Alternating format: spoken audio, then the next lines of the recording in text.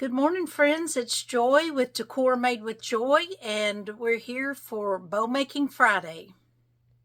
I've got a nutcracker wreath that I'm going to be making soon. I've got a couple of other things on deck, but I will need a bow for this nutcracker grapevine wreath, so I want to make a bow for that. And I'm going to make a little bit different bow than I have made before.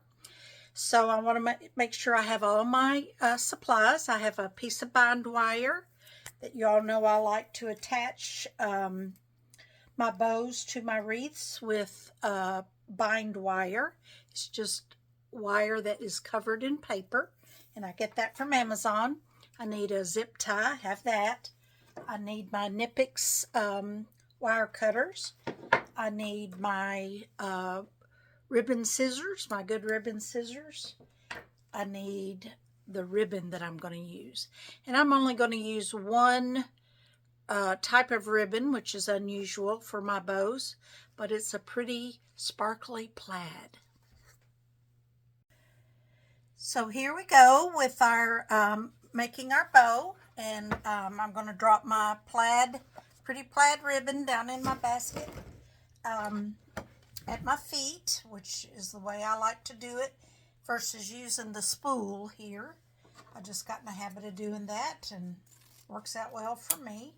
And we are going to make a long tail, and so I'm going to go length and a half of my Easy Bow Maker, and cut dovetail on both ends, and then place that tail, that big long piece of ribbon, pretty long piece of ribbon, right in the middle of the dowels. Let's hold that up there so you can see. And it doesn't have to be exactly in the middle, but as close as you can get it. Tilt this down just a little so you could see.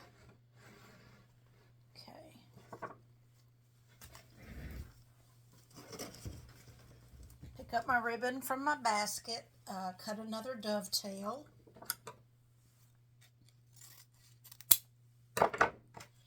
For about a 6-inch upper loop. I'm going to put that between my dowels and pull that tail, small little tail up. And then I'm going to take my ribbon and turn the unfinished side up, so bottoms up, and measure out a 7-inch loop. And y'all remember, with the Easy Bow Maker, it comes with a ruler.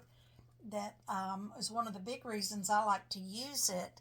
Instead of eyeballing, I can be a little bit more precise in my ribbon loops. So 7 inches on the left, and then bottoms up. And this ribbon is pretty finished on the bottom, so you have to just kind of look to make sure that you're turning it over, and then you're making a 7-inch loop on the right hand side. Let me hold that up to the camera. Bring it out to the ruler to 7 inches here. And press down with my thumbs on the dowel in the middle and straighten out your ribbon. And again, turn it away from you so that the bottom is up. And then we're going to make a loop on the left, which is shorter. We're going to go with a 6-inch loop for our second one. 6-inch loop on the left. Press down with my fingers or thumbs, bottoms up, unfinished side of the ribbon up, and then make a 6-inch loop here on the left. So I had a 7-inch loop, now a 6-inch. Compress it down, smooth it out, bottoms up, turn it away from me, come back in with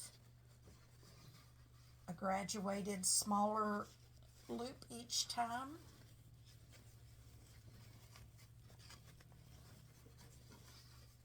this time we are going to go with a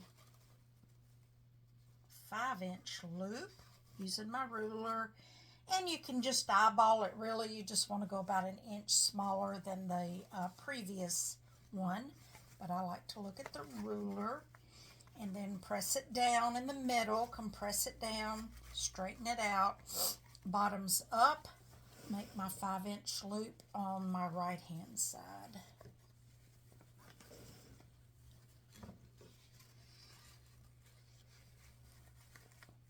So you see the graduation here, 7, 6, 5 inches for the loops.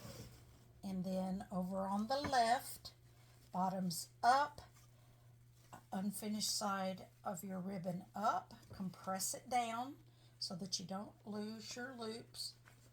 And we are going to make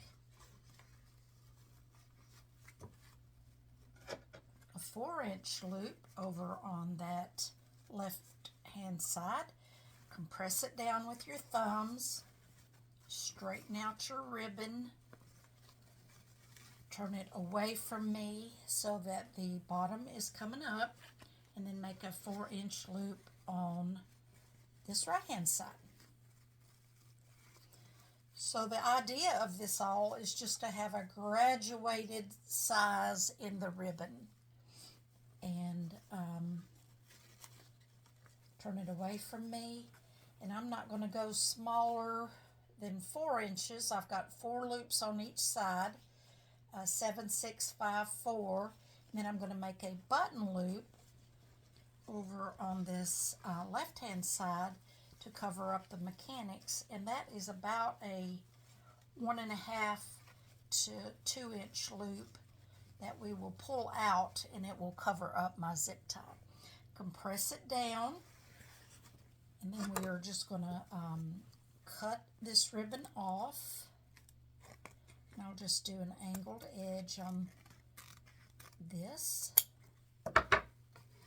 All right, now we take our bind wire and go up under the left hand side of the dowels, pull it up about halfway, and that is what is going to attach to the wreath. We're going to use that.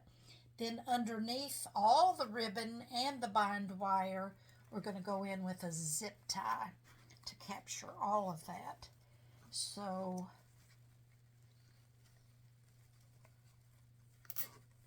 I'm going to start cinching. Make sure I got my bind wire in there. Pull up my ribbon package, all my ribbon. And you see how that zip tie is not quite in the middle there. So we're going to scooch it up while bringing the closure around back. Press down with your thumb and cinch that tight. Tight, tight, tight. Get it as tight as you can. Straighten out your button loop so it's going to cover. And pull, pull, pull. Then we're going to use our Knipex to clip that off. And then we are going to secure our piece of bind wire. Just lock it in place by wrapping it around itself a couple of times. And now it is ready to attach to the wreath. So you just want to take your fingers and spread it out each loop of your bow.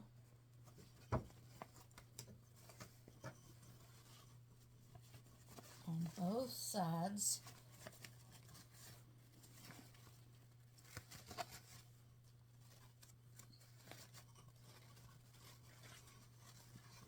And that is our finished bow. Really a pretty plaid bow that will look so good with that nutcracker that I'm going to work on. All right, well, that's a little bit different of a bow, and it's fun to have all of these different techniques in your pocket so that you can add what looks good. And these have nice long tails that we could trim back off later if we wanted.